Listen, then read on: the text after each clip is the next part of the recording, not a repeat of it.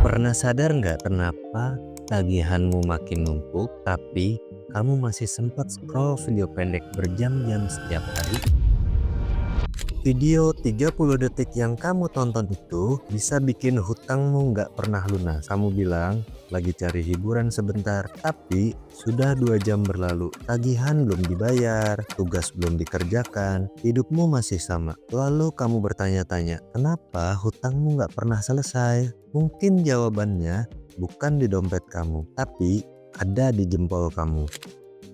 Menonton video pendek sebenarnya bukan cuma hiburan, tapi bentuk pelarian dari stres dan kenyataan. Orang yang punya tekanan finansial cenderung mencari dopamin cepat. Salah satunya dari video lucu, inspiratif, atau dramatis. Setiap kali menonton, otak merasa puas sebentar dan melupakan realita. Apa akibatnya? Waktu habis, fokus hilang, produktivitas turun, pemasukan tetap, pengeluaran bertambah, dan hutang semakin menumpuk. Platform video pendek seperti TikTok, Reels, YouTube Short sengaja dirancang buat bikin kecanduan. Setiap swipe memberi sensasi reward kecil, membuat otak ingin lebih.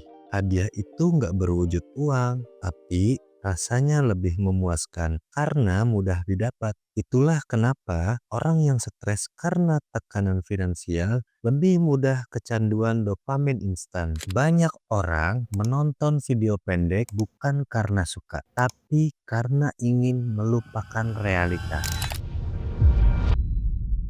Kamu lelah, tagihan datang bertubi-tubi, kerjaan terasa berat, dan satu-satunya tempat kamu bisa bernapas ya di layar kecil itu. Tapi justru disitulah masalahnya. Kenyataan tidak hilang hanya karena kamu berhenti melihatnya. Masalah tidak lenyap saat kamu berhenti memikirkannya. Ia hanya menunggu kamu kembali dari dunia hiburan. Siklusnya kurang lebih seperti ini. Stres karena hutang, cari pelarian di video pendek, waktu terbuang, tidak bekerja atau mencari solusi, hutang tambah menekan, lalu kembali ke video pendek. Setiap 1 jam kamu habiskan buat scroll video pendek, kamu kehilangan 1 jam buat cari jalan keluar. Kalau dihitung setahun, itu bisa 15 hari kerja hilang cuman buat scroll. Rata-rata orang Indonesia menonton video pendek lebih dari 2 jam per hari. Itu artinya 730 jam dalam setahun. Setara dengan 30 hari penuh atau sebulan dalam hidupmu hilang hanya untuk menatap layar. Kalau 1 bulan itu kamu gunakan untuk belajar skill, cari penghasilan tambahan, atau sekedar menyusun rencana keuangan, mungkin sekarang kamu sudah tidak lagi dikejar tagihan. Kebiasaan ini bikin otak malas berpikir panjang dan lebih suka kesenangan instan. Semua orang ingin kabur, tapi jarang yang mau sadar. Di dunia maya, semua terlihat mudah. Orang lain sukses, bahagia, bebas hutang. Tapi di dunia nyata, kamu masih berjuang membayar sisa bulan lalu. Kita hidup di zaman di mana orang lebih rajin menonton video motivasi daripada buat mempraktekannya. Video pendek bukan hanya membuatmu lupa waktu, tapi juga perlahan mencuri kesabaranmu. Dulu, kamu bisa duduk diam 1 jam membaca buku. Sekarang 1 menit saja sudah terasa membosankan. Otakmu terbiasa berpindah cepat dan akhirnya semua hal terasa lambat. Kerja terasa berat, hasil terasa jauh, kesuksesan terasa mustahil. Begitulah cara sistem ini bekerja. Bukan untuk membuatmu bodoh, tapi untuk membuatmu sibuk. Sibuk menikmati hal kecil agar lupa pada hal besar yang sebenarnya penting. Kamu bisa hafal wajah orang asing di video viral, tapi lupa deadline pembayaran cicilan sendiri. Kita sering bicara soal hutang uang, padahal